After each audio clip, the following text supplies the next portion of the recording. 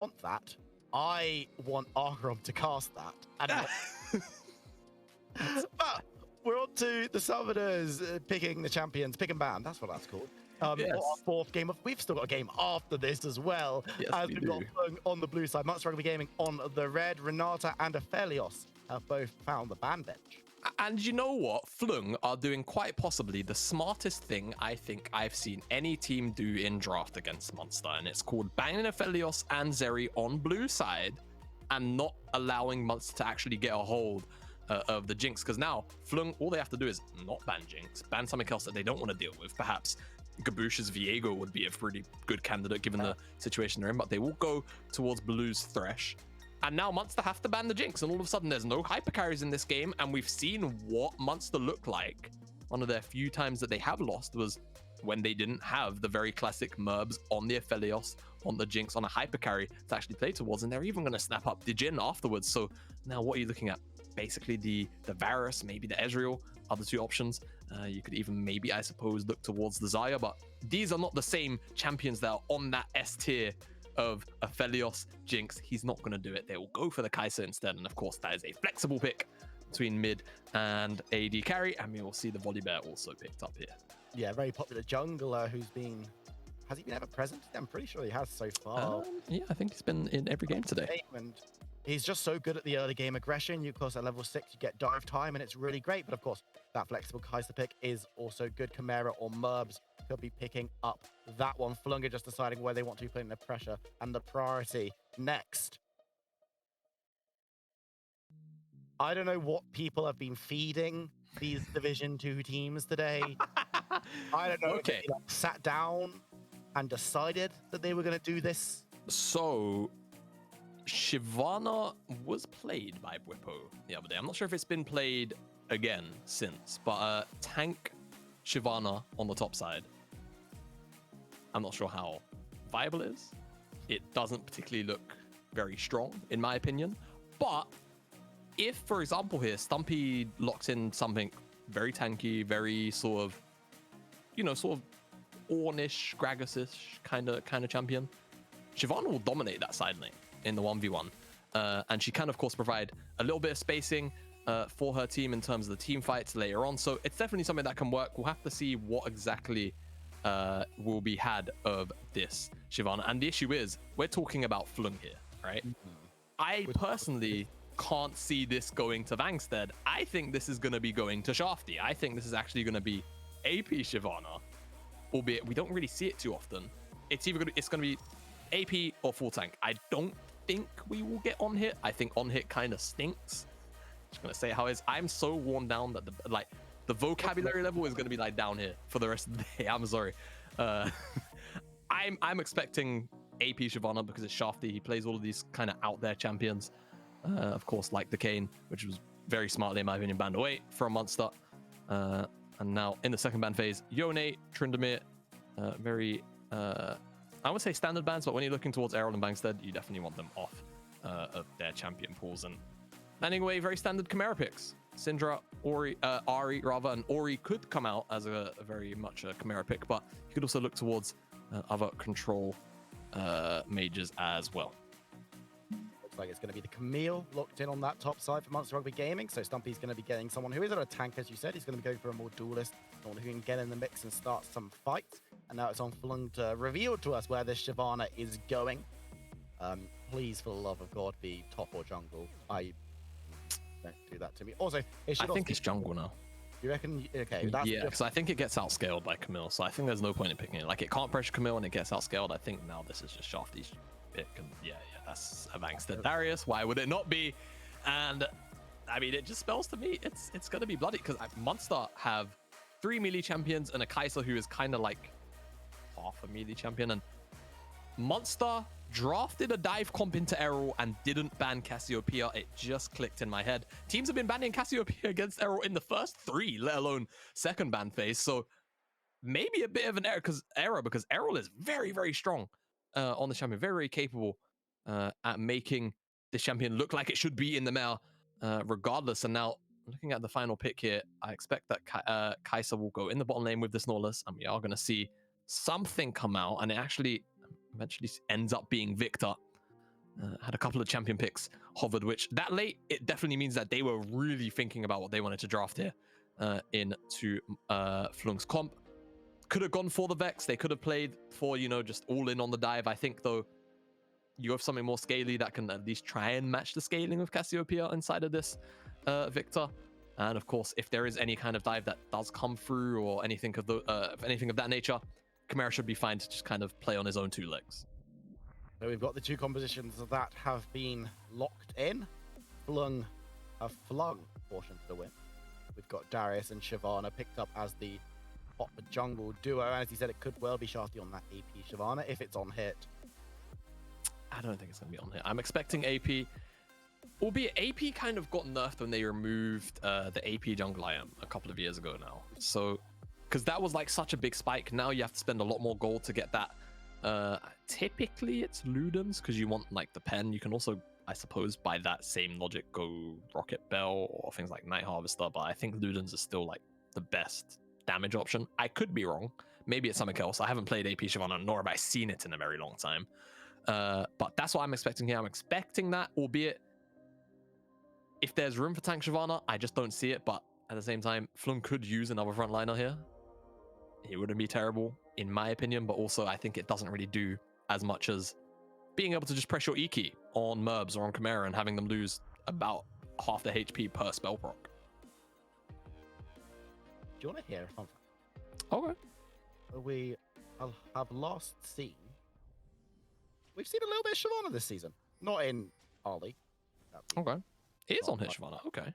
Oh, that's... Look, What I'm say that was... I'm open-minded. Because I feel like maybe there's an angle for like Borkin's tank, I guess. That's what I'm seeing from the scouting that I'm doing. Okay. Of the Shyvana build. So it looks like it is jungle. It's got the flash where a lot of people are taking Ghost instead. But it does seem to be Bork into stuff like the Iceborne Gauntlet, Dead Man's is being picked up.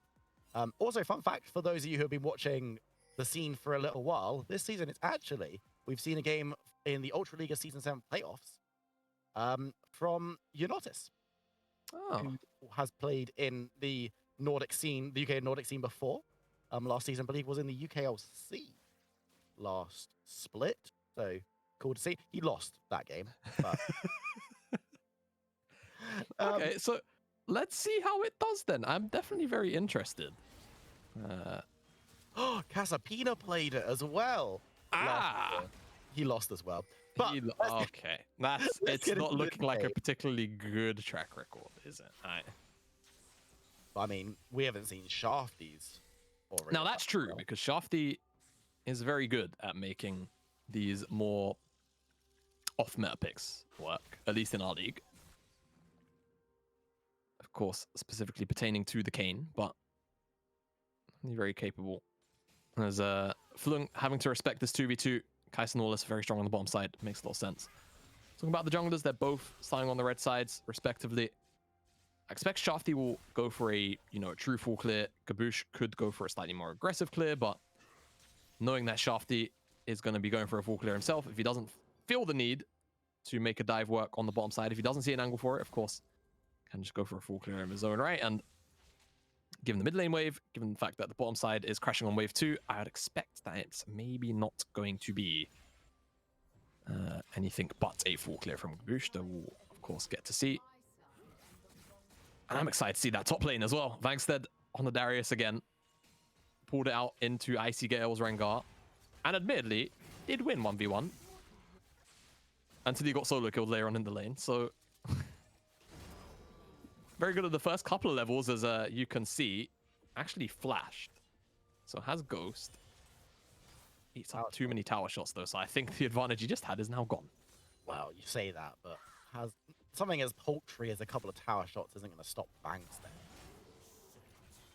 then. For good or ill, you have to say. But I mean, the top lanes we have in this league, and I really want to talk about this actually, because we're coming towards the end of the split, the regular season. Of course, playoffs are a thing that are happening very, very soon, in fact. But the top lanes we have in this league, it's brilliant. Ooh. as the Ghost has been popped as Vangstead got a little bit engaged on Guffey. Stumpy. Backing away as everyone needs to be careful moving up towards the top side as Gaboosh moves forward, but will get stunned up and Volibear thinking about it, flashes forward, can't get the kill though, and actually goes down.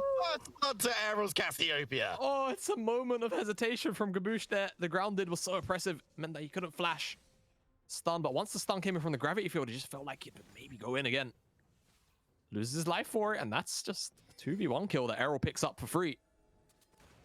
And I also think Gaboosh had a blue buff on him. We'll talk about that in a second. Shafty, double stun! The deadly Flores comes on down, and that's another kill going over to Fløng, and it's Garth who secures it. Yeah, I mean, not too bad at all. Errol has blue buff in the mid lane. That's going to make trading for Chimera absolutely miserable. And let's see how the initial chunk happened. I think this is the first trade we maybe didn't get to see. As Guff forced to heal Guardian. That's a really nice trade. And then, of course, we got this gank here in the mid lane, where Errol, half HP, shadowing on the right side of the map. Grounded comes in, the stun comes in, and I think Gaboosh, yeah, just flashed over the ground, but the kid's on the frame. You have to feel bad for him, to be honest with you. Would have died 1-for-1 always, but if you get the Cassio kill, it feels a lot less. Bad as Vangstead. No sums. Looking to move forward to atone for the gank last time around, but there's a nice apprehend come through, and he trades 1-for-1 under tower. Honestly, really well played from Vangstead, in my opinion. Almost got out of it as well. The only thing that feels bad, he will miss out on that wave, so that's something that Stumpy will win out on. Has the teleport in his back pocket if he needs to use it, but I think that wave stay is totally fine for him to just hold on to it for a little bit longer. And Gaboosh gets a shadow assist, I'll call that. Not a true one, as Errol and Shafty moving into the jungle here. No smile on either jungler, so it's just going to be a bit of a fist fight for this chicken camp. Which Errol wins. That secures it, so the junglers both feel a little bit awkward, but Shafty moving forward, forcing the flash away from the Shyvana, but Baloo and Elogun are here. The damage coming in is pretty good as the grounding comes on through. Errol will whiff the ultimate, but it will get the slow to Baloo, forcing him to flash away. Elogun looked like he might go down, but Baloo just as close, but no one falls. No one falls again. All that for a chicken camp. Pulls the attention of 3 out of 4 of the bot laners. Manstead is about to hit level 6. That's when I expect even more fireworks out of this lane. As Shafty is actually on the dragon, and should be able to secure this one with ease. Gaboosh is here, but she doesn't know what's going on. Smite comes in. Level 5. And of course, you have to remember, Dragon Stacking for Shyvana is part of her passive, gives her all of the extra resistances. Gonna feel quite happy about picking that one up, and looks like it will just be full tank. Has a Dark Seal. Of course, Shyvana has pretty good AP scaling, so sitting on it, not too bad at all. But Bami Cinder says to me, Iceborne Gauntlet, not Iceborne, Frostfire Gauntlet rather, most likely the Mythic, though of course it could be Chem Tank as well. I don't necessarily feel like it's good. Well, you were just looking up the champion. I'm assuming it's all Frostfire. It's all Frostfire. Yep. You've got Borks in there. It looks like Bork's being rushed. Okay. And then stuff like Deadman's is being picked up, but then the Shyvana usually. So I'm not sure what you would go after that. And you know what? For Fløng with Shafty on the Shyvana, things are looking pretty good in the early game. They've got themselves just shy of 1,000 gold lead at the 7-minute mark. They got themselves the first dragon. Rift Herald will be the next piece of interest in the river when it spawns up in 30 seconds time. Vangstead once again being a bit of a lightning rod for pressure as Stumpy's going to move down river. Gaboosh is there looking for the stun. The ghost has been popped as Vangstead moving towards the alcove. Gets a nice hand to stop the stun, but will be caught in the ultimate and trying to get as much damage done as possible. Uses the ultimate, but it's not going to be enough. And I think Vangstead will fall here looking for the heal. Won't be able to get it nice back up from Gaboosh. Picks up the kill with the ultimate. And now Munster have control over the top side. Yeah, Munster should have control over the top side. Stumpy, he's just going to let this one slow push into him. Actually, I think that wave is going to crash. I think he needs to hold it. Unless I misread the HP of the creeps. Okay, I did.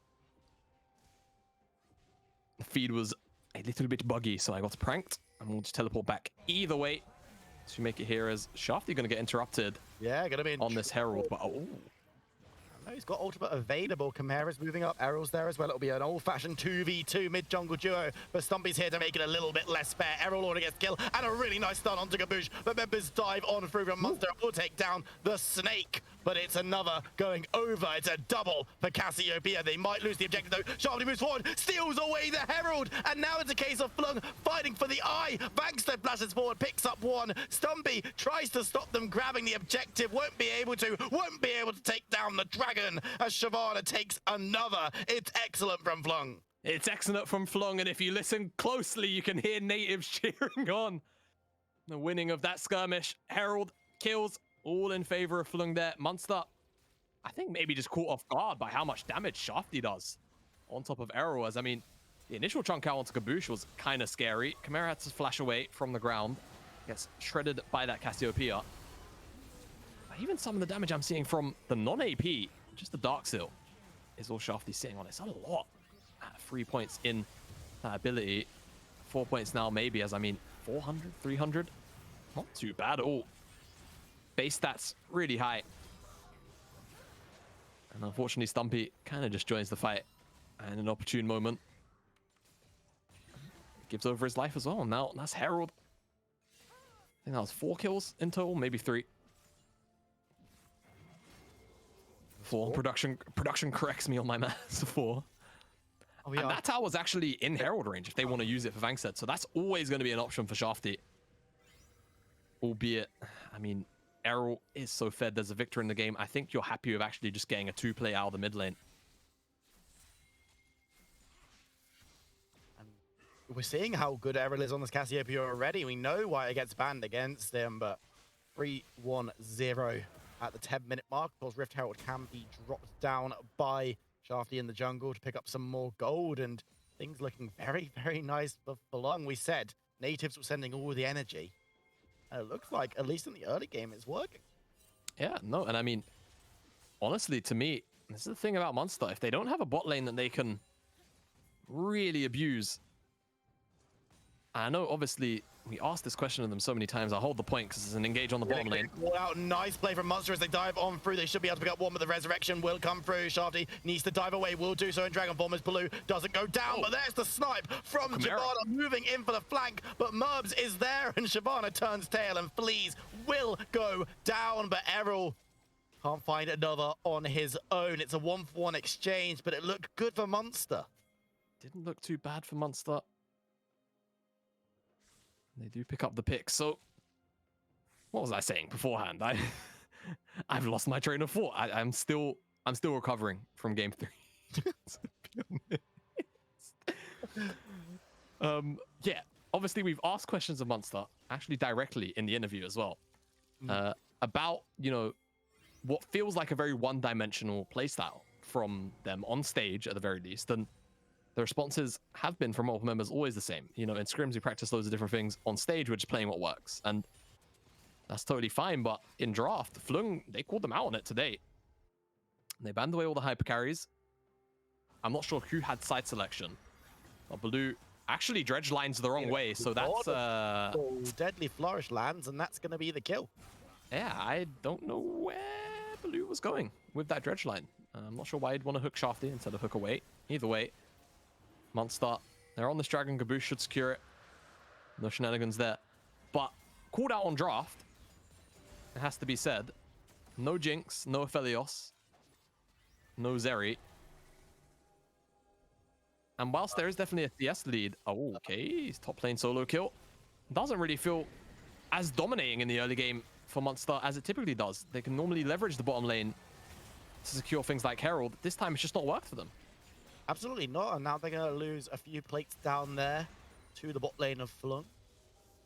Elo Gooden, of course, hasn't been with this Fløng lineup too long in terms of game time on screen. Of course, we're used to seeing Rob Bengi down there, but today, the Zillion is being piloted by the other support, and very good so far. Stumpy trying to dive away. Errol's coming through, looking to get a bit of damage down. He can do a lot, and actually just going to burn through. Stumpy pick up the kill. The slow will make one more tower shot land, but it won't be enough to secure the kill as the mid laner gets further and further ahead. Yeah, Cassio very, very fed at the moment. Baloo dodges out, but he's going to get slowed. Right, really stunned. The curtain has been called as they're going to dive in towards Merbs. Munster Rugby Gaming's bot lane once again the focus, as it's going to be a kill for Jin.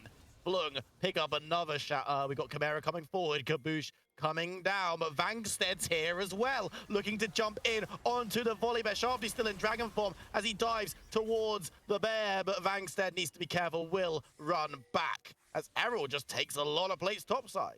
Yeah, gets so many plates topside. Isn't going to be able to take the tower. Stumpy going to be close enough. As we get a replay of the solo kill from a couple minutes ago. Feels like a while ago, but let's see what exactly happens. I mean, Vangsted caught off by the ignite, it feels like. Isn't able to use the apprehend to interrupt the hook shot either. It just goes down to solo kill. Not often we see Stumpy consistently, well, not necessarily consistently, but not often we see Stumpy get these 1v1 win outs, but it hasn't particularly been his role either. Does it against one of the most, if not the most aggressive laner in the league. All right, we're going to jump into a replay to see what happened down here. Shafty just the red bar. I suppose whilst he was in the replay, must have been Shafty just caught out, no vision. And that's Munster's side of the map. Just caught kind of autopiloting there, and that's a shutdown that goes into Victor's back pocket as well. Very, very nice thing to grab. And you know what? Second Herald, also not too bad, but members of Fløng are moving up. I don't think they're going to contest though, because there's just not enough time, and Chimera is hanging around in the river to put some lasers into anyone who thinks that they're going to trespass. Errol on the bottom side might be able to pick up first tower of the game, and I think he's going to do just that. Cassiopeia playing the split push game right now with great effect. Yeah, and I mean, I honestly don't mind it. If you think about it like this, playing that split push game, everybody on Munster, pretty much, with the exception of maybe Chimera, has to kind of just walk into you as Cassio. And a lot of them as well, spells that make them face you directly. So things like Petrifying Gaze might be a little harder to dodge out on than usual, as, oh, that's a very dead Elo Gooden, but, you know, Ashinan, there's no but, he's just very dead. Shafty's moving forward, ults in, actually, to get a little bit of fire down, but doesn't manage to achieve too much with it. Interesting decision-making there, but it'll just be a Munster pick. Yeah, it is going to be just a pick, and instead trying to pick up on this red buff. I don't think he's going to be able to do it. Members of Munster will get out here, and I'm tracking Shafty's build. There's a Blasting Wand and an Amp Tome in it, so I'm just trying to rack my brain on what exactly it will be. Merbs is in trouble. Dead. Oh, but we'll get dunked down on Merbs is dead. on a sliver. I don't know how much blood loss is there. Ooh, pop your pots, kids. Pop your pots when you're fighting. And you know what? Actually, saved them more than the pots. Okay. The singular Ocean Dragon. Oh. It was healing. It procced twice actually during the bleed duration, just by sheer coincidence. If it only procced once, I think he would have died. Heard it here first, kids. Ocean Dragon. Yeah, pop your potions though. Pop potions. I said this yesterday as well. Oh, did you? But I said, you know what, Jamada would have loved that. I was watching the games though. Very fun games. Yeah. Very good. You know, fun fact. Just smacking on the top tower and it was take the entire thing. You know, fun fact about Dusty, by the way. I know it's not the same league. Them and Bifrost have almost the same amount of game time, despite Dusty having played 2 series, albeit only 6 games compared to Bifrost's 5. Their total game times in playoff are basically 5 minutes apart. Dusty have about 6 more minutes in game time than Bifrost. Which kind of goes to show you how hard fought that Bifrost X7 series was. But how dominant Dusty have been in their 2 series. Yeah. Small tangent, I know, but Fløng, they pick up that dragon on the side. But Munster, they trade out for the mid lane tower, so definitely apt trades across the board.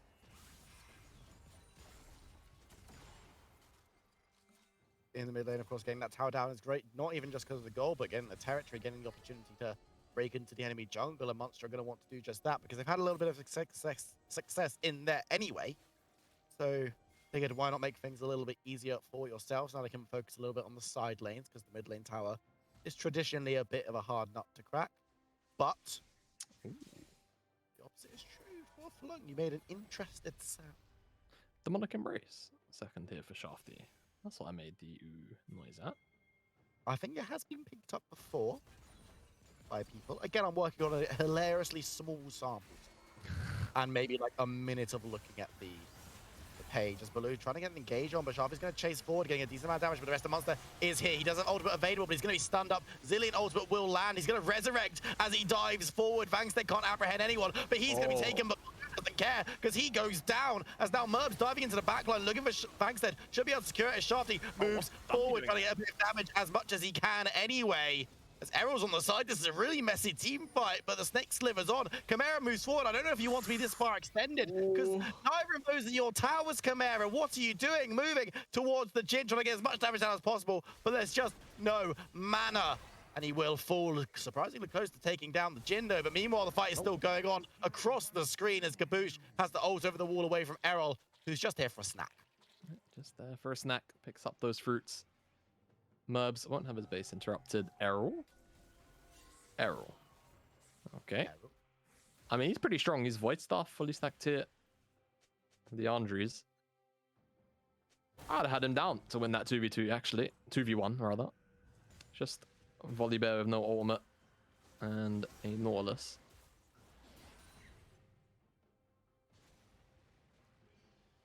Let's have a look at this to see exactly what happened, because it was just so messy. Yeah, I mean, it's definitely a little bit audacious from Shafty to walk forward. Gets entirely CC chained and ults, gets the resurrect mid-animation. Still gets to push people down, and that's a lot of damage that this Shyvana's still doing. And with very little AP available to him. Stumpy trying to just find some kind of flank, but just kind of gets taken out by Guffey on the back end. Down here, Kaboosh and Merbs. Get interrupted by Errol. I think Errol's just going to walk into Kaboosh as maybe Kaboosh is taking a reset, and that looks like the case. As Guffey, of course, chases down Chimera for that kill. So, does it mean Kaboosh, fortunately for himself, didn't end up needing to use the flash? Didn't have to commit the ultimate.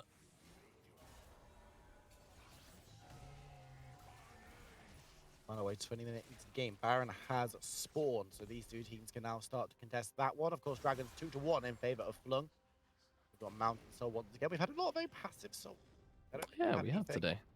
We had no Infernals, no Hex Tech. I don't think we've had an Ocean. I think it's just been Mountain. We had an Ocean last game, I think. No, Cloud was last game. I think the game before, I think game 2, Verdant London was an Ocean. Oh, okay, so there was an Ocean. But we haven't had anything explosive no. so far today, but that is... You know, that's okay. Munster still sitting at a 6,000 gold deficit in this game. But they're the ones moving up towards this Baron. They're moving up towards the Cassiopeia. Errol, you said that you backed him in a 2v1, but this will be a 3v1 if they pull the trigger. Goff pulling the trigger on the fourth shot himself and gets a decent amount of damage down onto Victor. Errol looking for as much damage as he can, but can't find anyone. Has to go golden, but I don't think he's going to be able to survive. The anchor was misused, but it doesn't matter. He will go down as Shafty moves forward to try and do the cleanup duty. Baloo will be able to dance away, but members are coming up. They'll probably chase on towards the Nautilus, dancing away. Nice dodge from Jin. Baron. Kaboosh actually survives, so it's 2 kills for 1 for the favor of Flung, and now Baron could be on the map. Yeah, Baron, that's on the cards there, and that's definitely something that they can get through. It's not going to be as quick with Errol dead, though, but I think this is more about trying to bring Munster into making a decision. And they feel like perhaps it will be too slow a takedown. If the dragon spawning in 15 seconds, maybe that's the call instead. But now pings come onto the Baron from Munster, but I think that's clearing vision. It's here now, and Darius usually Oh, tends a nice double apprehend. The damage down onto Kaboosh is huge. He's going to get him bleeding, but he will flash away from the curtain call, who's going to be putting him money into Stumpy, and the 4th shot snipes him down. It's another kill from Flung, and they're going to move for their 3rd dragon of the game. yeah, and they should be able to pick this one up. Munster not in a position to contest it. And Flung, for them, this is not necessarily a nothing game. Still have to play for 3rd place. But it's certainly not as important a game for Munster, and they are taking it to them. Let's get a replay of what happened on the top side. Errol just farming away on this wave, but it's just not within his control. Ground stops Kaboosh only for a little while. Ultimate doesn't actually connect onto Kaboosh because he is, of course, unstoppable. a lot dodged here by the stopwatch. Errol plays this out as well as he probably could have, in my opinion. Dredgeline mistimed. Errol. One Noxious Blast and Twin Fang. Another Twin Fan. And a third one comes out. And that's just death. As Shafty comes in, deals a bunch of damage to Blue. And that Deadly Flush doesn't quite connect, but they know where he is, and they're able to get the chase down onto Caboose to force him out. As we come back out, and it seems like an attempted engage happened onto Guff.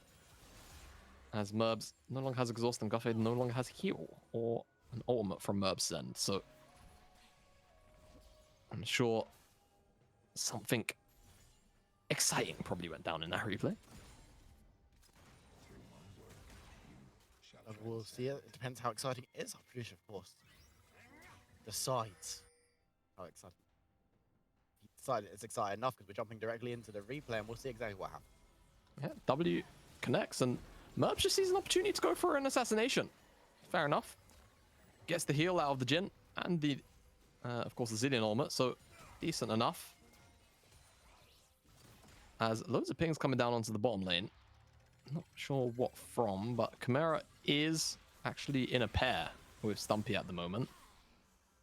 As Shafty and Errol are on the top side, and Chimera is actually shadowing Stumpy. So this seems like Munster are potentially reading a map play onto the Camille, I guess.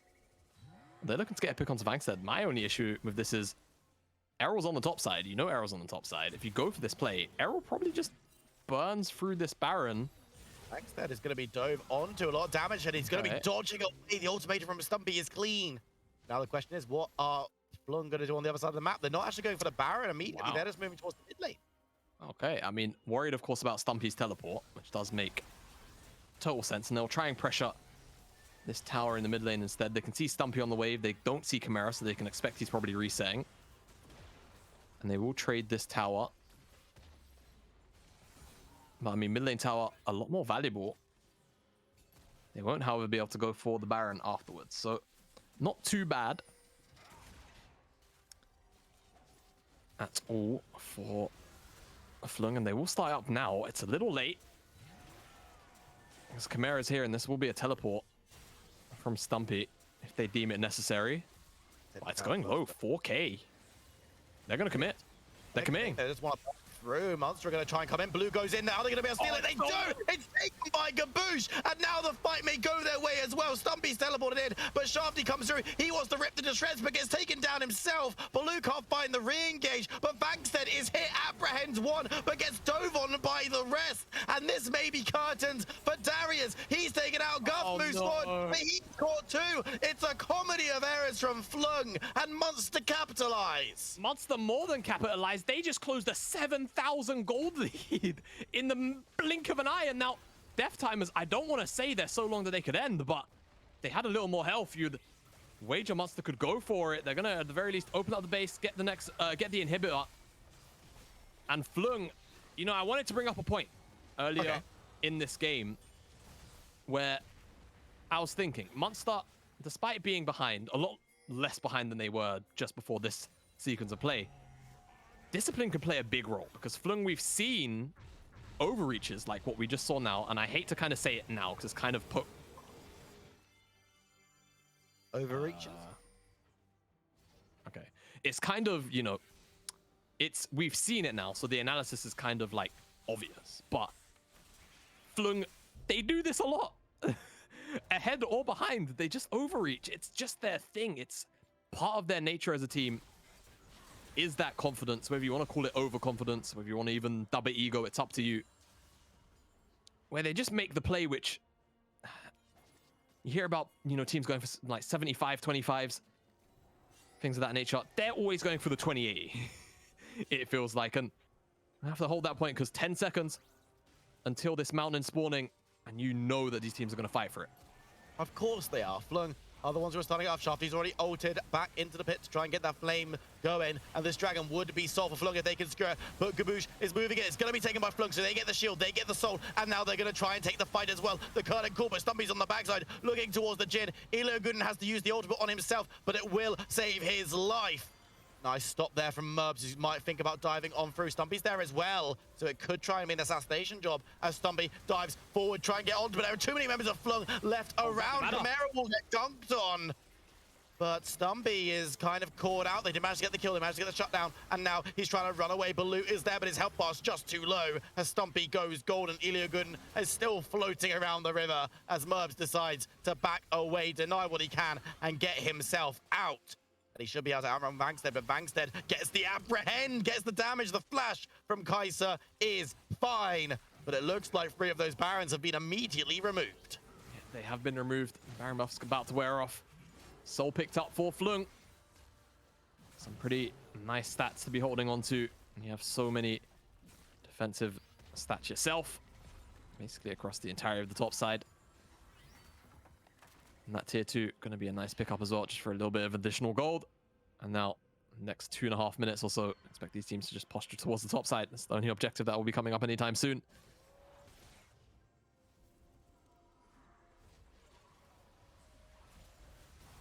There's a replay on our screen. Shafty, that secures it. Kaboosh just not quite able to get in range. Ground from Errol, so strong. Slows him down, stops the ultimate, stops the potential flash. And Kaboosh is just taken out on Munster. They go for the retreat though. Murbs in tangent with Stumpy. They land the Void Seeker and they expect he's just going to base basically in the same spot because they don't see him walk past Stumpy. And it's definitely... If you feel like it's just Stumpy still here, fine, but you just don't have any more vision, as highlighted by our observer. And the Chimera just gets run down by Vangstead. As Stumpy buys a lot of time, stopwatches, but yeah, always doomed to die here.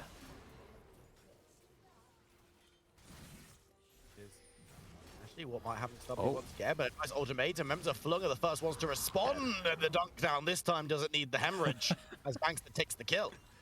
Man, I love how emotive Vangstead is. On the top side, though, Errol is going to be traded back out. So Munster, they're going to also get a tower on top of this. And Murbs is there. Got a way to deal with in the mid lane. I don't feel like Munster are necessarily going to try and knock too hard on this tower. Unless they feel like Errol is so strong that that's the only member they're worried about. It feels like now that they see multiple members from Fløng show back up, they will back away. And Munster, well and truly, back in this game since that Baron attempt from Fløng. I just don't know. It felt like it's the only way that Fløng make the game even for Munster. And I mean, it's credit to Kaboosh for stealing it in the first place, but still, it's a play that he didn't have to take because tower off, Errol flashed away all he likes. Actually does a really good job. I think he dodges out on most of the CC, if not all of it. Just unfortunately, they're already on top of him, so goes down. Kind of short of a death cap. Actually, can we just double check the gold? Because 40 seconds. Oh, he's 200 gold short. He just needs a jungle camp and a wave, and he's going to have death cap. So should be able to pick that wave up in the top side. And that's a cannon, a couple of creeps. He's going to need the Grump, I think, and then we'll have death cap. Yeah, or the blue buff. So reset, death cap. Errol is going to get a bunch more AP. Might just eat the Grump for the sake of it. And now Cassio is going to shred through these frontliners. Not like she wasn't already. That death cap is going to definitely go the distance in doing that. And if Fløng can get in front of an objective first, Munster, with their diving comp, will be kind of happy about it, but also diving into a situation where Fløng are the ones with the setup, with the Cassiopeia, is going to feel absolutely petrifying.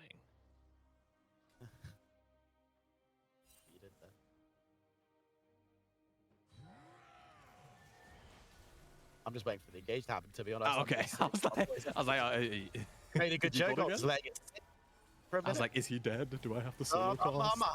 I'm here. I'm about. Our producer might be there as we go into the fight. As Baloo needs to be a little bit careful. Murbs diving on forward, looking for Shafty. Gets the first kill of the fight on to the Jin and dives on forward. It's more for Munster as Vangstead's the only one standing. Meryl's actually great stopwatch as well. Gets a decent amount of damage, but will get stunned up. Gets the petrifying gaze, but Vangstead needs to heal. He needs to survive, but he won't be able to as Munster get the ace. Will they be able to close this one out? They should be able to. They've got a wave coming.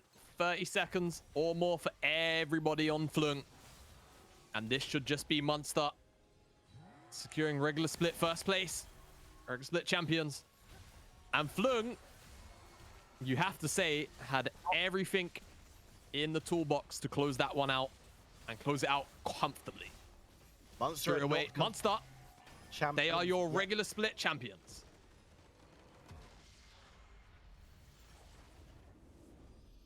Munster still need to...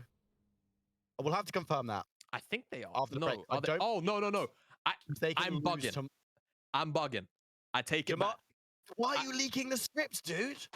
Why are you leaking? You casted game 3 with me, right? We can't forget about game 3. We can't forget about game 3. Change the script now. Our writers are going to be so angry. We're going to jump to a short break. When we come back, I'm sorry, I leaked the script, guys. I'm sorry. I leaked the script. We're going to jump to a short break. We'll see you in a few minutes.